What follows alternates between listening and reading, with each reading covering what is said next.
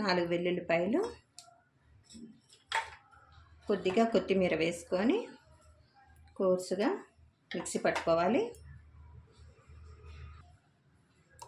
ఈ విధంగా పట్టి తీసుకోవాలండి.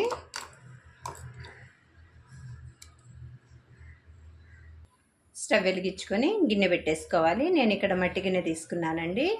మట్టి గిన్నెలో చేసుకుంటే ఈ కూర చాలా బాగుంటుందండి. ఇట్లా 4 టేబుల్ స్పూన్ల దాకా కొబ్బరి నూనె తీసుకున్నామండి. పల్లి ఆయిల్తో చేసుకున్నా కూడా చాలా బాగుంటుందండి ఈ కర్రీ. ఆయిల్ వేడెక్కింది.